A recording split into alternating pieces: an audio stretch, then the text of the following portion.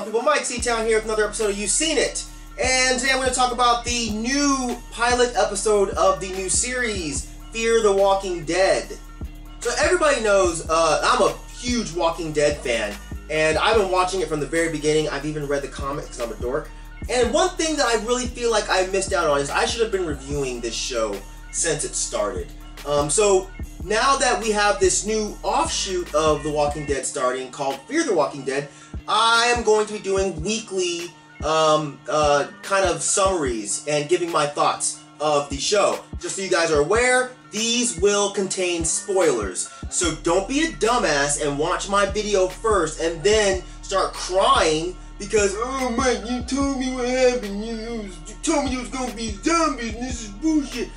Bruh, turn this video off if you have not watched the episode yet. Go to AMC.com, watch this shit, then come back and let's chat. Alright? So with the beauty of the internet, let's fast forward. You've watched the episode, you're back, let's talk. So for those of you that don't know, Fear the Walking Dead is kind of an offshoot of The Walking Dead.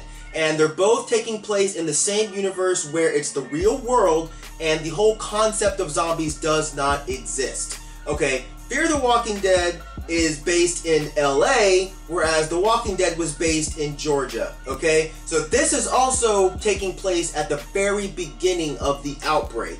So where you have the whole Walking Dead thing, that takes place after the outbreak has happened and a lot of the world has already been fucked.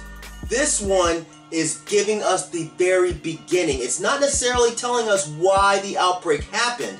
It's just showing us a different part of the United States and how they react to the initial outbreak. I like the fact that this one started off with a twist on how The Walking Dead started. If you guys remember, The Walking Dead started off with Rick waking up in the hospital out of a coma and realized that the world has completely gone to shit.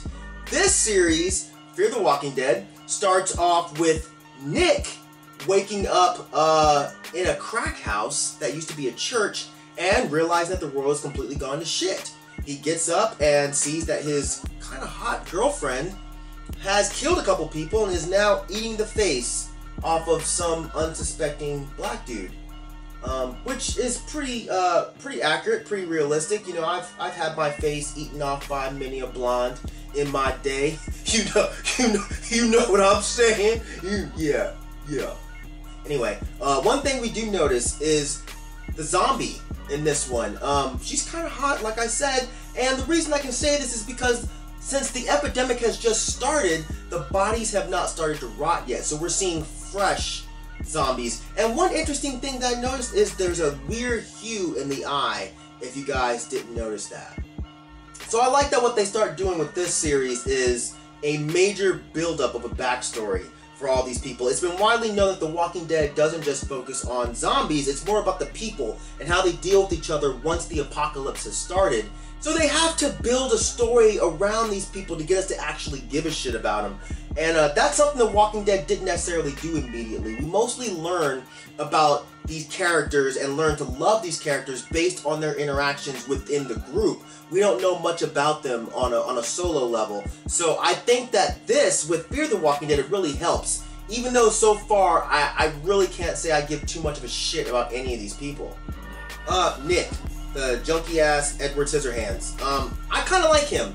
He seems like someone I can grow to care about. You know, he's a tortured individual. He's clearly got some real issues. He makes for a perfect protagonist because he's real, and we can actually relate to him because he's not some perfect, like, Clark Kent character.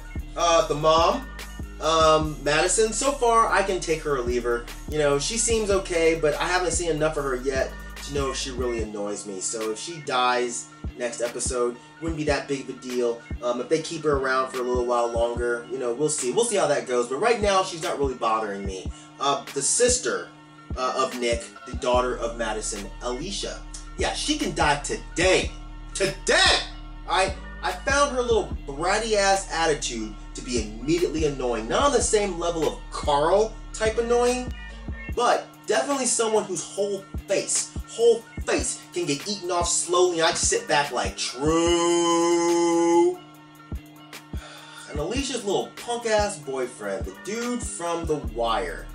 I hated his little punk ass on The Wire, and I'm hoping he's not going to be a little bitch on this show too.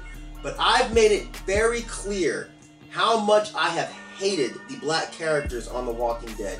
Yeah, I'm making it a race thing, so motherfucking what? Deal with it. Alright, I fucking hated T-Dog. T-Dog was a worthless sack of shit. Alright, I hated Bob. Bob, worthless alcoholic sack of shit. I hated Noah. Little punk ass, everybody hates Chris, punk ass. I couldn't stand his little punk ass. And when they tore his face off, bruh, I was high-fiving every fucking invisible Jersey Shore ass fucking person in the room. Fuck Noah. Preacher, can't stand his ass neither. Little sniveling, whining little bitch. And the worst person on the history of this whole fucking show, and probably any show of all time, fucking Tyrese. Tyrese, I hate you. Bruh, he is the sorriest excuse for a character in any horror movie or horror show. This big fucking 400-pound linebacker ass, gorilla ass motherfucker, always crying and in the fucking corner, walking around carrying Rick's baby like a little punk ass. Couldn't do shit, can't shoot, walking around with a fucking hammer. I hated his ass, alright? When he died, I swear to God, bruh, I was bank-heading. Bank-heading. Fuck Tyrese.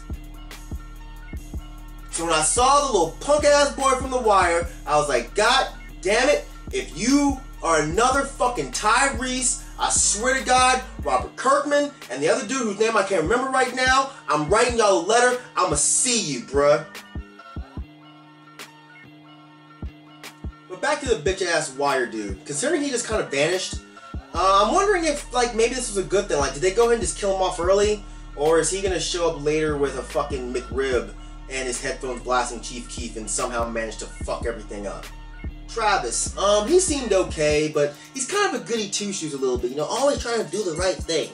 When Nick tells him what he saw at the crack house, his old dumbass goes down there trying to investigate the shit by himself. Alright, man, go sit your ass down somewhere. You ain't no fucking cop. You're a goddamn school teacher.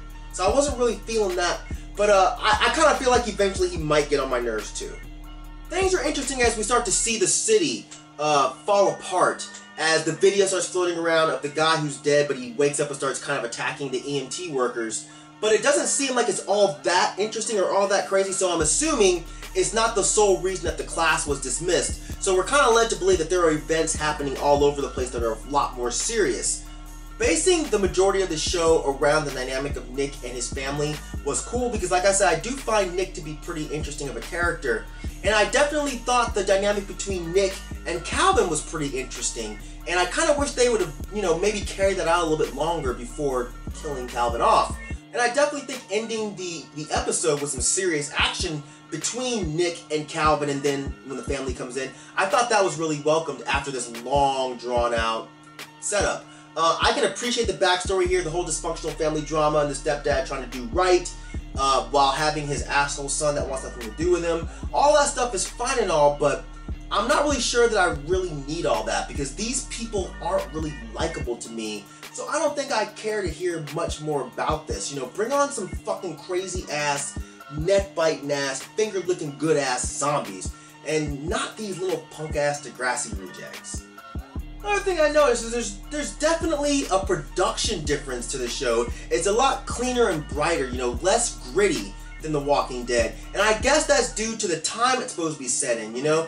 Everything is still okay. You know, it's the world in The Phantom Menace versus the world in A New Hope. You know, it's the good times versus the dark times. I'm really interested to see how they progress this.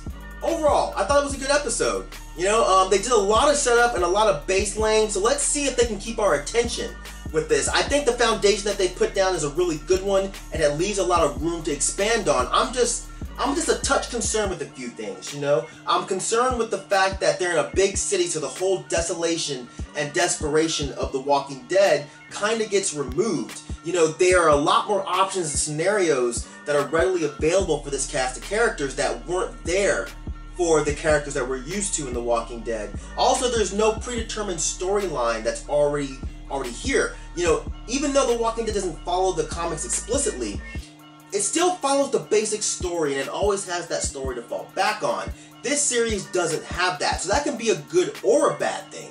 It can be a bad thing in that these guys take the story in a really fucked up direction, or they run out of ideas and the story just gets dry.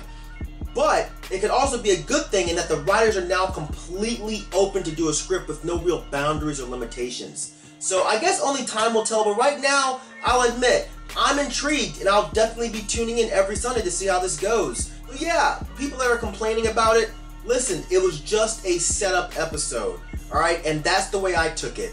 Again, unfortunately, I wasn't really that interested in a lot of these characters, but it's only one episode. They could grow on me. I may learn to like them by the third episode.